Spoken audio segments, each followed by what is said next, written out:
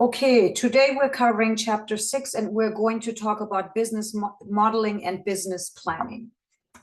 So let's talk about creating a business model first. A business model is it's a tool that helps a firm stay focused on and create a strategy, right? It allows entrepreneurs to quickly test new ideas before actually putting a lot of time and money into it. So some benefits that are included in the model that we're going to cover. It's going to have a customer focus, and you'll find out why it's so important to focus on the customer, highlight the importance of the connections within the model, facilitating of communications among team members regarding your value proposition, and we'll talk about that, flexibility and simplicity. It's a very simple model. The model is actually called canvas model or lean canvas, right? It's like the kind of the bare bones of a business. What you have to think of first when you come up with an idea, you kind of run it through this, right? And as you can see, half of the model is focused on the customer. So we're going to talk about that. Actually, we're going to start with the value proposition and then go into the customer, right? So there are elements of the business model. They focus on when you focus on the customer, you have to always keep customer focused, no matter which part of the model you're working on. I have to move the pictures here. So value proposition is a statement of how a company creates value, which provides the basis of a firm's competitive advantage. So this is kind of like a short statement that quickly tells the customer what's in it for them. Right? Nobody will volunteer to part from their hard-earned money, right? They need to feel like they're getting something in return and they're getting value. In other words, they're getting something better than what they're spending, right? So if you're selling if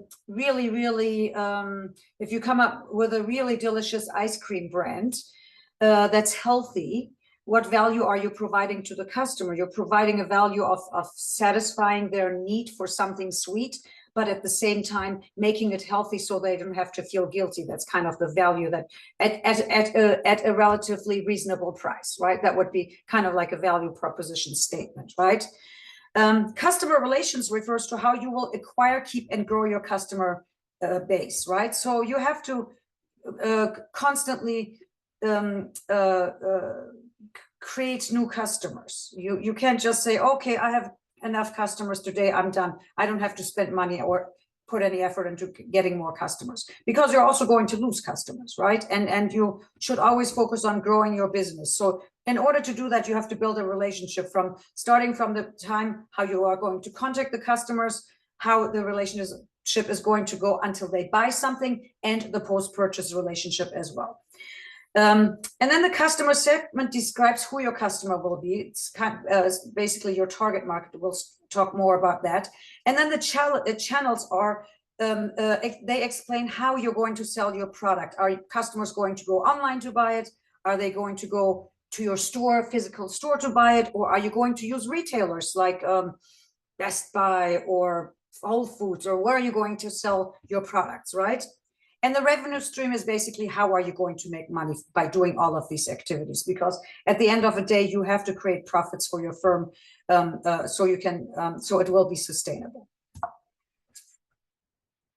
So common revenue models when it comes to the money part, volume or unit-based revenue models. So you kind of could, in that one, you kind of give pricing per unit, or if people buy more, you could give them discounts, right? But you have to know your unit cost and your unit price, and know how much profit you're making per unit, right?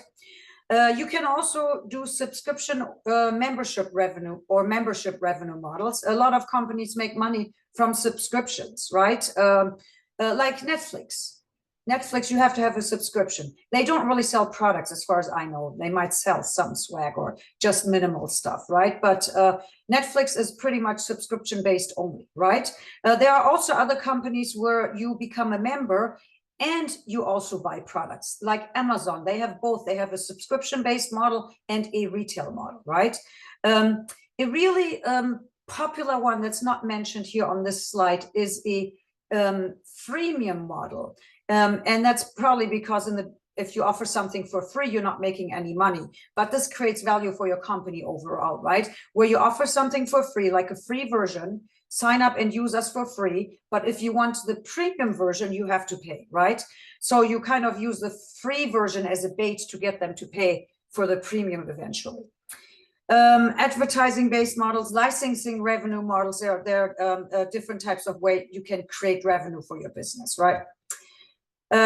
You can have single stream or multiple stream. As I just explained, you can get money from subscriptions and product sales like Amazon does, or a single stream, right?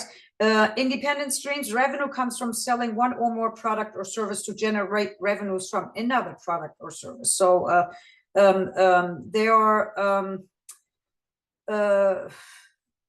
so you kind of, I hate to say that, use the word lure, but you lure the customer to your business to get one product and then you introduce them to other products, right?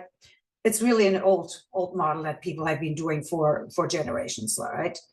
Loss leader is one or several revenue streams that are sold at loss to create sales in a profitable revenue stream. So this is when you sell a product that doesn't make you money. Every time you sell it, you lose money. Why would you do that? I'm going to give you an example. Probably most of you have been to a Costco before, right? The big retail company that consumers can shop at in big quantities, right? So they sell a $5 rotisserie chicken. And the $5 rotisserie chicken is huge, and it's all the way in the back at the store, right? Sometimes people might go there just to buy the chicken, and they have to pass all the alcohol, they have to pass all the electronics, they have to pass all the new things that are on the aisles and everything, and they have to pass the cheeses and on all these other great looking foods until they reach the chicken, right? So Costco is banking on it that yes, they will lose when each time they sell a chicken from the sale of the chicken, but they will gain money because people will buy other products in the process of buying the chicken. So that's a loss leader. Okay, examples to ask when you're focusing on revenue streams. You have to know who your most likely customers are and how do they like to shop. How are they different from the general population? Are they different in age? Are they different in education? Are they different in the preferences they have, the capabilities they have, the budgets they have, and stuff like that? What will trigger them? What will trigger a need or desire for them to buy your type of product or service, right? If you're selling food products, like let's say fast food products, what will trigger them is they will be hungry and they're going to want to fulfill that need or desire. When will these events occur? Can they be predicted?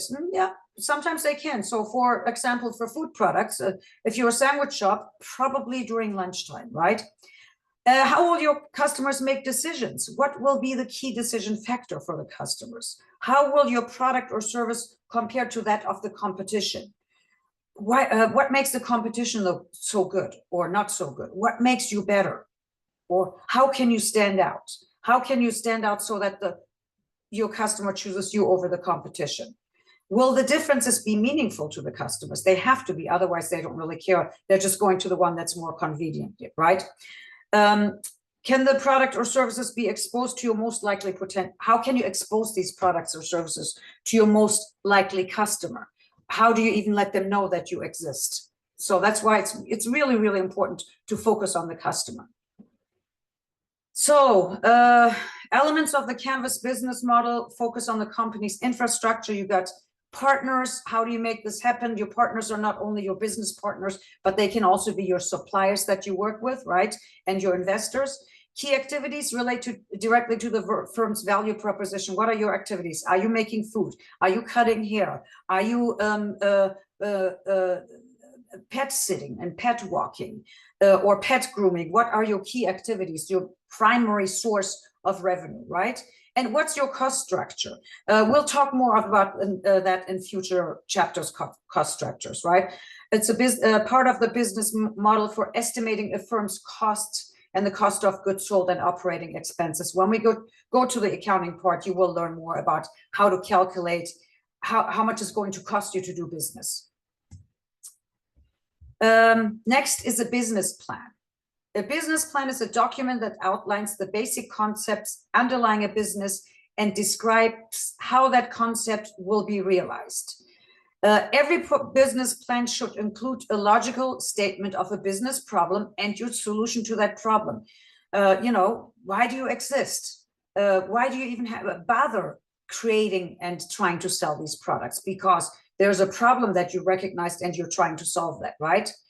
You need a significant amount of hard evidence based in part on your business model. So hard evidence is you kind of need to show that there's actually a market for it, that people actually want to buy this, right? And for that, you need to do some research. You need to identify, again, who your most likely customer is, and then research where are your customers, what are the buying patterns of your customers, how much do they spend, what are their preferences, and all that stuff. And you need to kind of provide evidence. You can't just say, 50% of teenagers prefer this product, this type of product, or 70% of teenagers would like to use this. You have to either do your own research, or if research already exists, you have to provide that as evidence, right?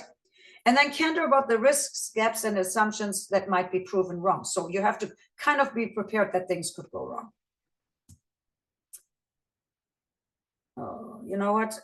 Let me just pause this real quick. I want to make sure I have the right slide set.